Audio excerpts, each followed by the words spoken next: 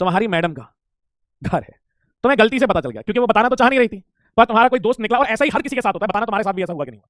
तो तुम उससे पूछ रहे थे बताओ यार तुम्हारा घर कहाँ है, वो जानती थी कि अगर घर पता चल गया तो ये आदमी बदतमीजी करेगा, तो उसने घर नहीं बताया।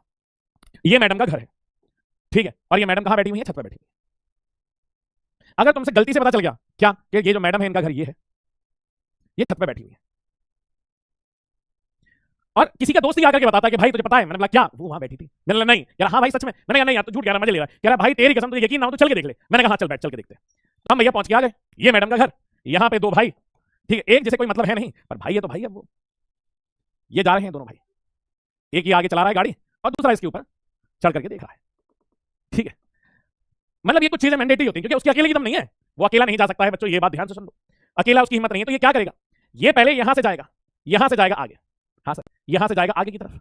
अब भाई इसे मतलब तो इसी घर से है ना, किसी दूसरे घर से थोड़ी मतलब है, तो ये पहले इधर से आगे जाएगा, फिर ये घूम के ये दोनों वापस कहां जाएंगे बेटा? सर ये दोनों घूम के वापस यहीं आएंगे, ये दोनों घूम के वापस कहां आएंगे? यहीं आएंगे, क्योंकि उन्हें मतलब ही यही है। और कुछ ना भी हो तब भी आगे वाला कह देता है भाई देख रहा है भाभी मुस्कुरा रही है, यही ये जो शब्द होते हैं अपनापन दिलाते हैं। दोस्त कहता है भाई भले ही उसने गाली दी हो मन में, इसने यहाँ पे गाली दी हो मन में, पर दोस्त यही बताता है कि भाई देख रहा है मुस्कुरा रही है, अबे मुस्कुरा नहीं रही है बेटा, वो गाली दे रही है, और चलो कोई बात नहीं।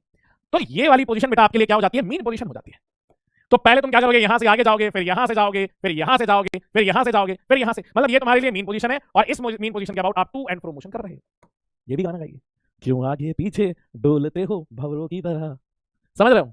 तो वो कह रही है क्यों आगे पीछे डोलते हो, मतलब लड़की को भी पता है कि भाई ये मोशन जो है ना ये एसएचएम मोशन है, क्यों आगे पीछे, इस टू एंड फ्रो मोशन, डोलते हो इज दी मोशन, ठीक है। हाँ सर, तो ये क्या कर रहा है बेटा? To and fro. और एक चीज यहां बताना भूल गए हम, हर मोहल्ले में जहां पे भी कोई सुंदर कन्या हो वहां पे एक कुत्ता जरूर होता है, ये भी ट्रेड है। उस मोहल्ले के कुत्ते अपने आप को पता नहीं कहां के डॉन समझने लगते हैं कि वो भी अगर कोई खतरनाक सी मोटरसाइकिल देखेंगे तो भाई साहब हो नहीं सकता है कि ये जिम्मी पीछे ना पड़ जाए, मतलब ये अलग प्रोटेक्शन इसने जिम्मेदारी ली हुई है पूरे मोहल्ले की, नहीं मैं करूंगा। तो बेटा ये हुआ है टू एंड फ्रो मोशन। अब मेरे ख्याल से क्लियर होगा कि ये टू मोशन है, ये फ्रो मोशन है, और ये